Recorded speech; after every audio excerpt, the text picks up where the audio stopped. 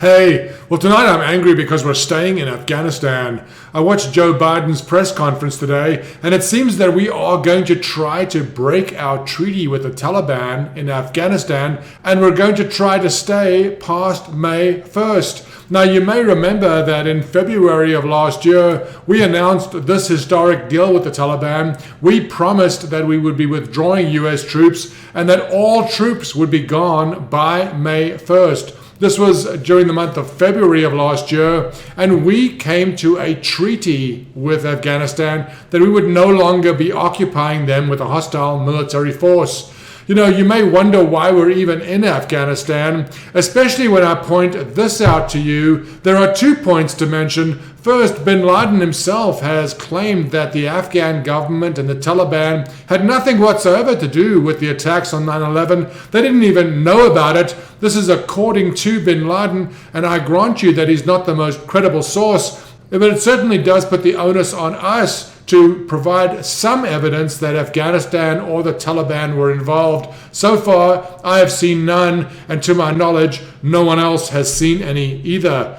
About 15 months ago, we signed an agreement to leave Afghanistan, and now, with barely 6 weeks to go, we're claiming that there isn't enough time for us to complete our withdrawal. You know, the Taliban has not apparently even responded to our efforts to extend the deadline. I'll refer you to this quote from the Pentagon spokesman, who points out that the Biden administration, while they wish to extend the deadline past May 1st, Smith, the spokesman, points out, job one is to try to get back in to talk to the Taliban. So the thing that he's revealing there is the Taliban is not even meeting with us to discuss our request to extend the withdrawal. You know, the crazy thing is that Osama bin Laden was killed in 2011, which is now 10 years ago. Why are we in Afghanistan? You may say, well, Afghanistan helped in the attack on the US on 9/11. Maybe they did, maybe they didn't. Bin Laden himself has claimed that they did not.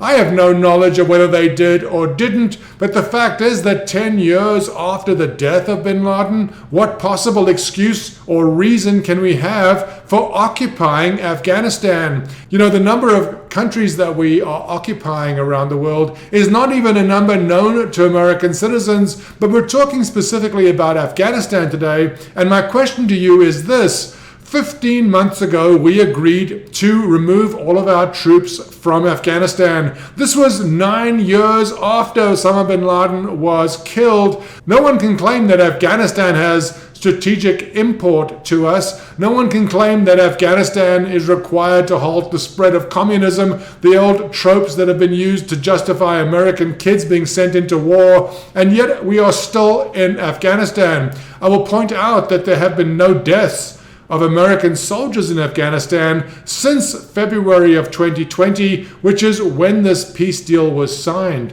If we're not out of there by May 1st, I expect that American soldiers will start dying in Afghanistan again. And while I certainly don't wish to see American soldiers die, I also have sympathy for Afghanistan, which is a sovereign country and is under occupation by a hostile force, us.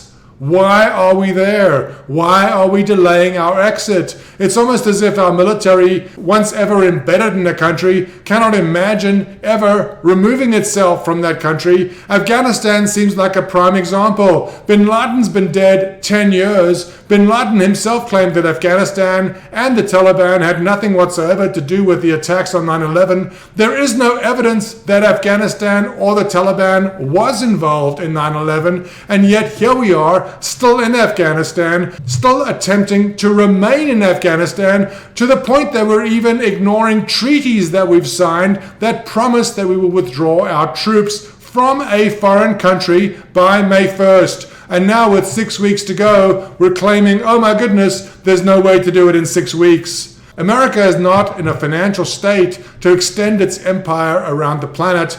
When we make treaties, it is important that our representations, that our word be considered gold, that when we say we're going to depart, that when we say we're going to threaten, that we can be reliable. It's important for America that our word means something. If we make a promise to depart a country, we should depart. If we issue a threat, we should follow through. Our word should be gold. The fact that we are ignoring a treaty that we made with a sovereign entity 15 months ago and are now attempting to renegotiate it is shameful.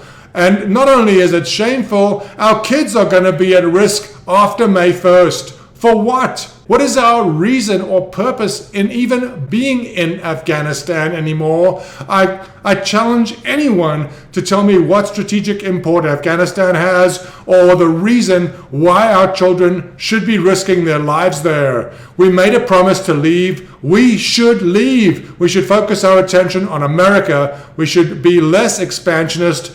But even in areas where we have foreign interests, when we make a solemn promise to withdraw, the least we can do is to be good to our word. Let's think about the risks that we introduce when our word is not our bond. We are risking our kids' lives. There is no objective that anybody can point to that we are risking them for. Please, let's finally wake up.